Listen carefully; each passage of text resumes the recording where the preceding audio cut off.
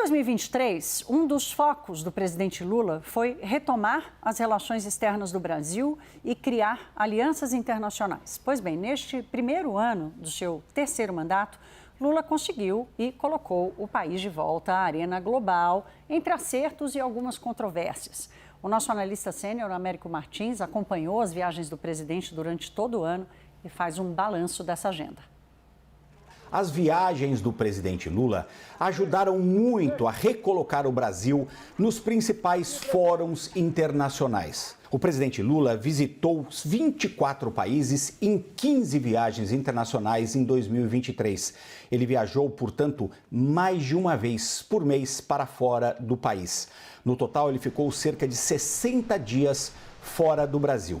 Isso gerou, por um lado, algumas críticas da oposição, especialmente em setembro, por exemplo, quando o presidente estava em Nova Delhi, na Índia, e não acompanhou ali de perto os trabalhos de recuperação por conta do ciclone extratropical que atingiu o Rio Grande do Sul, deixando dezenas de mortos. Naquela ocasião, o presidente foi muito criticado por não estar no país. Ele despachou o vice-presidente Geraldo Alckmin para a região, mas mesmo assim continuou sendo alvo de críticas.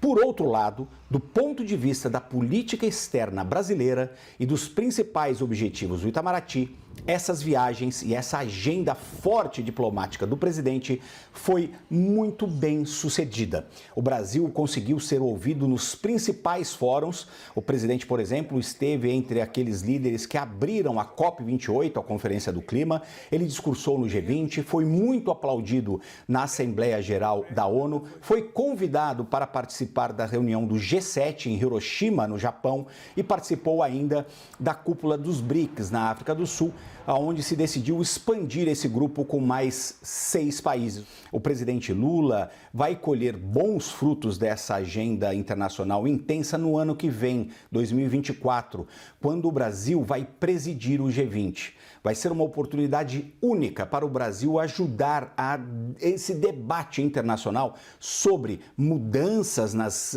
instituições internacionais, mudanças nos bancos internacionais, mudanças nas políticas climáticas. O fato do Brasil estar liderando essas discussões e influenciando a agenda global é muito importante. Isso vai ser seguido ainda por outras reuniões muito importantes, quando o Brasil vai sediar em 2025 a COP30 em Belém, no Pará, e também a reunião de cúpula dos BRICS ampliados. Américo Martins, de Londres, para a CNN Brasil. Daniel Rittner já em tela. Daniel, essa talvez seja uma conquista que o governo possa mostrar mesmo com orgulho, né? Lula conseguiu recolocar o Brasil nas grandes mesas, apesar das controvérsias, né? Das falas dele sobre a guerra na Ucrânia, ou mesmo agora sobre a guerra no Oriente Médio, o encontro dele com Nicolás Maduro e tudo mais. Mas mesmo assim, Lula já era respeitado antes de voltar à presidência e continua com esse espaço de respeito, né?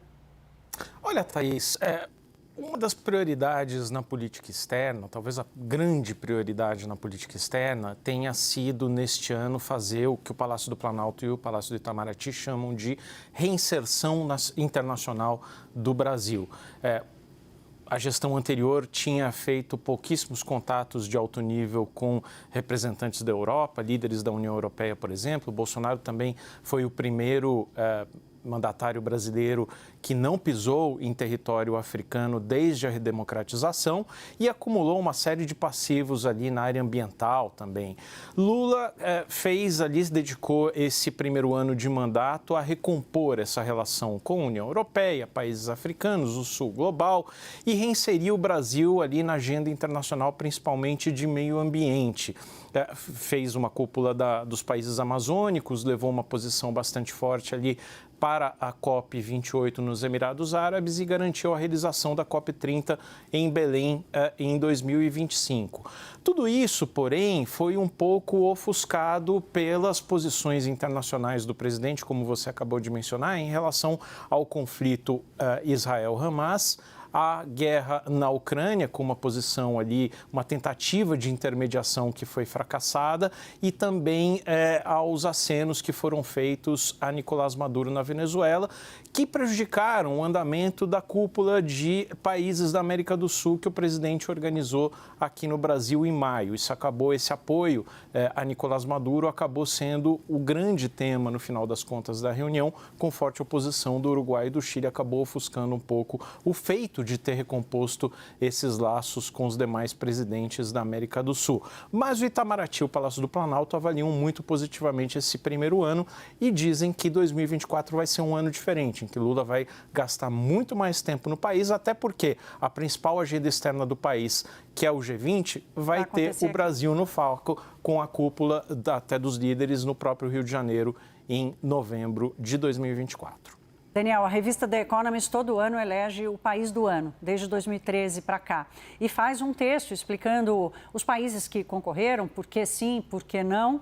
E o Brasil foi citado como o país que perdeu o prêmio por causa da aproximação de Lula a Nicolás Maduro e essas controvérsias dele com países onde há ditadores, né? Como a Rússia e a própria Venezuela. Quem ganhou o prêmio de país do ano pela The Economist acabou sendo a Grécia, que está finalmente conseguindo colocar a cabeça para fora d'água depois de mais de uma década de uma crise muito forte que eles sofreram por lá.